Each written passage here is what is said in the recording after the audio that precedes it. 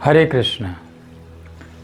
श्रीमद् भगवद गीता के दूसरे अध्याय के 14वें नंबर श्लोक में भगवान कहते हैं, मात्रा स्पर्शास्तु कौन्तेय शीतोष्ण सुख दुखदा आगमा पाइनो नित्यास्ताम स्थिति छस्व भारत। हे कुंती पुत्र, ये संसार में जो सुख दुख है ये सर्दी तथा गर्मियों के ऋतुओं के आने जाने के समान है।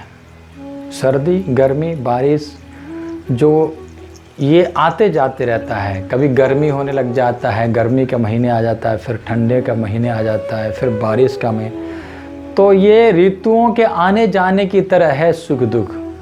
कभी सुख आएगा, कभी दुख आएगा, सुख दुख ये। और हे भरतवंशी, मनुष्य को चाहिए इसे अविचल भाव से सहन करे, विचलित हुए बिना शांत भाव से इसको सहन करे, सुख दुख को सहन करे। ये इंद्रिय बोध से उत्पन्न होता है। इंद्रियों में भी सबसे श्रेष्ठ मन ही है।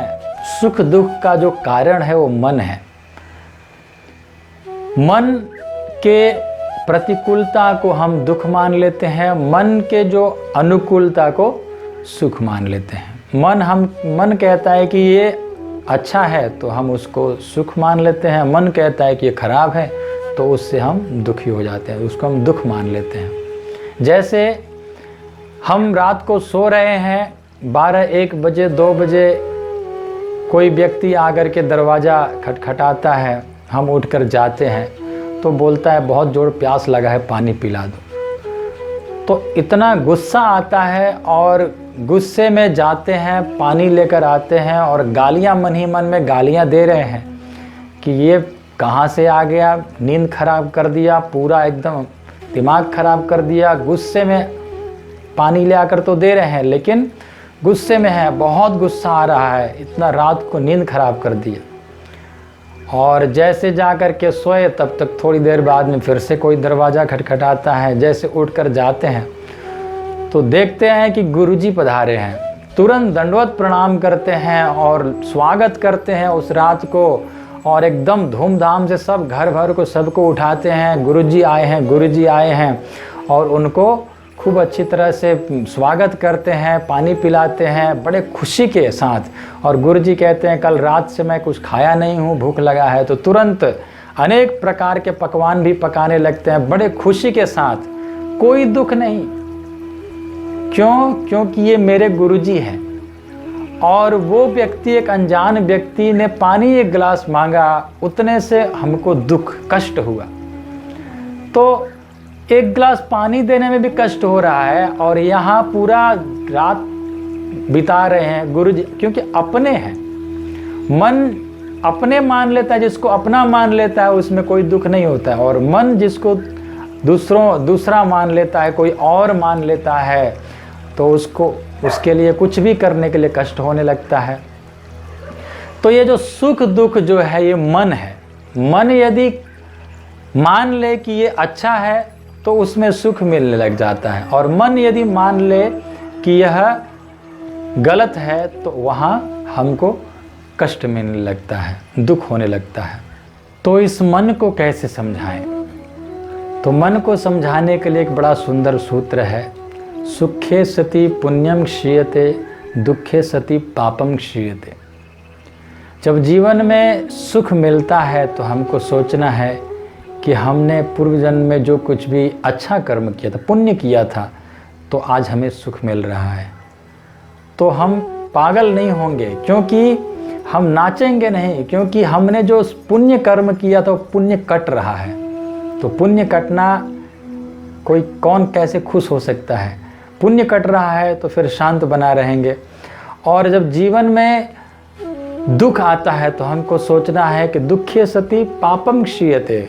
दुख जीवन में आता है तो हमें सोचना है कि हमारा पाप कट रहा है। तो हम रोएंगे नहीं, चिल्लाएंगे नहीं, क्योंकि हमारा पाप कट रहा है। तो और खुश होना है, जब हमने पूर्व जन्म में पाप किया था वो पाप कट रहा है तो बहुत अच्छी बात है, कट जाने दो। जो पाप है, जो मैंने पाप किया उस पाप को कट जाने दो, बहुत अच्छी बात है। जैसे हमारे शरीर में कहीं फोड़े हो जाता है और मवाद होने लगता है, हम कहते हैं इसको निकालो, इस पीप को निकालो, और वो दबा कर निकालता है तो बहुत जोर दर्द होता है। हम कहते हैं और जोर दबाओ, और जोर दबाओ। उस दर्द में भी हमको सुख मिलता है, उस दुख में भी हमको सुख मिलता है, इसलिए हम कहते हैं और दबाओ। क्यों? क्योंकि हमें आगे तक का सोच रहे हैं, हम सोच रहे हैं कि ये पूरा निकल जाएगा तो घाव ठीक हो जाएगा, तो मैं ठीक हो जाऊंगा। तो वो जो दर्द में भी, उस दुख में भी हमको सुख का अनुभव होता है। उसी तरह, क्योंकि ये घाव ठीक हो जाएगा, उसी तरह हमारे जीवन में जो कुछ भी दुख आता है तो हमको सोचना है कि मैंने पूर्व जन्म में जो पाप किया था वो पाप कट रहा है, चलो कट जाएगा तो फिर आगे जा कर के अच्छा रहेगा। तो सुख दुख में एक भाव, एक सम रहने का ये सूत्र है। सुख में भी हम पागल होकर नाचेंगे नहीं, और दुख में भी हम दुखी होकर के हम रोएंगे नहीं। यदि यह बात हमको समझ में आएगा तो हम जो कुछ भी जीवन में सुख दुख भोगते हैं ये हमारे कर्मों का फल है। हम जैसे कर्म करते हैं वैसा फल हमको मिलता है। बोया पेड़ बबूल का तो आम कहाँ से खाए। बबूल का पेड़ बोया है तो बबूल के कांटे ही मिलेगा, आम तो मिलने वाला है नहीं। तो जैसा हम कर्म करते हैं वैसे हमको भोगना पड़ता है। बहुत लोग हैं इसको मानते नहीं हैं, कहते हैं अभी अभी जन्म हुआ है, वो मर गया तो उसने कौन सा गलत कर्म किया था, तो वो पूर्व जन्म में करके आया था, इसलिए उसको भुगतना पड़ रहा है। इस संसार में अपने आप कुछ नहीं होता है, जो कुछ भी होता है वो सब अपने कर्मों का फल वो भुगतना पड़ता है। जैसे एक बच्चा का जन्म रोड पर हो जाता है, रास्ते पर, जिसका ना घर है ना कोई खाने की व्यवस्था है, कुछ भी नहीं है, रास्ते पर। और एक का जन्म हो जाता है एक बहुत बड़े धनी के घर में, करोड़पति के घर में। ऐसा क्यों? दोनों में इतना फर्क क्यों हो जाता है? क्योंकि उसने पूर्व जन्म में लेकर के आया था, उसने अच्छे कर्म किया था तो उसको अच्छा मिल रहा है, और इसने कुछ भी नहीं किया था तो इसको कुछ भी नहीं मिला। उच्च कोटि के भक्त लोग तो ज़्यादातर दुख ही मांगते हैं भगवान से, भगवान से दुख मांगते हैं। क्यों? क्योंकि जीवन में जब दुख होता है तो हमारा जो पुकार में बहुत दम होता है। भगवान को जब हम पुकारते हैं दुखी होकर के, तड़प करके जब हम पुकारते हैं भगवान को तड़पते हुए, तो वो भगवान के कान तक जाता है, उनको सुनाई देता है। जो सुखी रहता है, सुखी व्यक्ति भगवान को पुकारता है, उसमें दम नहीं होता है, पुकार में दम नहीं होता है। इसलिए दुख भी बहुत ज़रूरी है, इसलिए भक्त लोग दुख मांगते हैं। कुंती माता ने दुख मांगा भगवान से। विपदः सन्तुनः शश्वत् तत्र तत्र जगद्गुरो भवतो दर्शनम यत्स्यात् अपुनर्भव दर्शनम। विपदः, हे भगवान हमें विपत्ति दो। क्यों विपत्ति क्यों चाहिए? जीवन भर आपने दुख ही दुख भोगा, जंगलों में भटकना पड़ा, हाँ, बच्चे छोटे छोटे थे तभी पति का मृत्यु हो गया, तो आपको जीवन भर दुख ही दुख मिला, और क्यों दुख चाहिए? आप अच्छी तरह से सोच करके बोलो, आप सचमुच दुख चाहती हो? तो कुंती माता ने कहा हाँ मैं सचमुच दुख चाहती हूँ। क्यों? क्योंकि भवतो दर्शनम यत्स्यात् पुनर्भव दर्शनम। जब जीवन में दुख आता है तो आप हमारे साथ रहते हैं, और जो दुख चला जाता है, सुख आ जाता है जीवन में तो आप चले जाते हैं।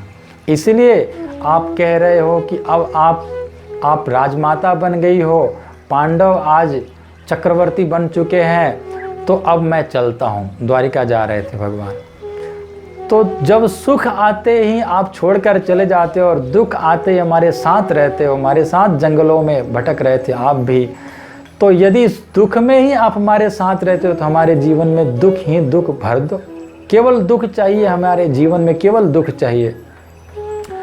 तो सुख के माथे सिल पड़े जो हरि हृदय सो जाए, बलिहारी व दुख की जो पल पल नाम रटाए। सुख के माथे सिल पड़े, उस सुख के सिर पर पत्थर से मारो, जो हरि हृदय सो जाए। जो सुख आते ही हरि हृदय से चले जाते हैं, भगवान चले जाते हैं, सुख आते ही भगवान चले जाते हैं। और बलिहारी व दुख की जो पल पल नाम रटाए, उस दुख की बलिहारी है जो हमेशा हे कृष्ण हे राधे पुकारते रहता है दुख के समय, और तड़प तड़प करके पुकारता है तो उस दुख की बलिहारी है। वह दुख हमें चाहिए। कुंती महारानी कहते हैं हमें दुख चाहिए।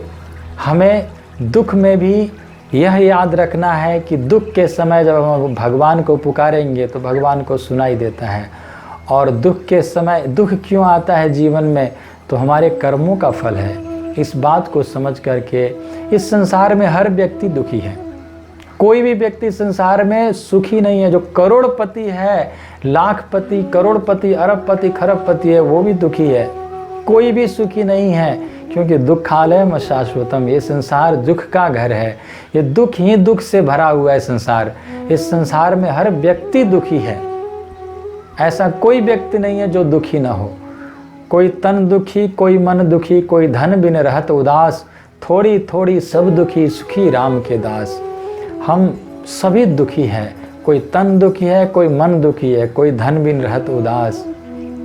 देखिए, संसार में हम सुख कहाँ ढूंढ रहे हैं? वस्तुओं में ढूंढ रहे हैं। अच्छा घर हो जाएगा, अच्छा गाड़ी हो जाएगा, अच्छा कपड़ा हो जाएगा। ये रोटी कपड़ा मकान के लिए हम दौड़ते रहते हैं। इसमें हम सुख ढूंढ रहे होते हैं, पर इनमें कोई सुख नहीं है। सुख वस्तुओं में सुख नहीं है। देखिए, आवश्यकताओं को पूरा करना चाहे तो हम आवश्यकताओं को पूरा कर सकते हैं, लेकिन यदि इच्छाओं को पूरा करना चाहे तो कभी पूरा नहीं कर सकते हैं। इसलिए आवश्यकताओं को पूरा करने के लिए प्रयास करना चाहिए, लेकिन इच्छाओं को पूरा करने के लिए कभी प्रयास नहीं करना चाहिए। इच्छाएं तो बढ़ती जाती हैं, एक के बाद एक बढ़ती जाती हैं। तो इच्छाओं के पीछा न लग करके हमें जितना है उतने में संतुष्ट रहना चाहिए। जो कुछ भी मिल रहा है हमारे कर्मों का फल समझ करके हमें भगवान का भक्ति करना चाहिए, भगवान को पुकारना चाहिए। हरे कृष्ण।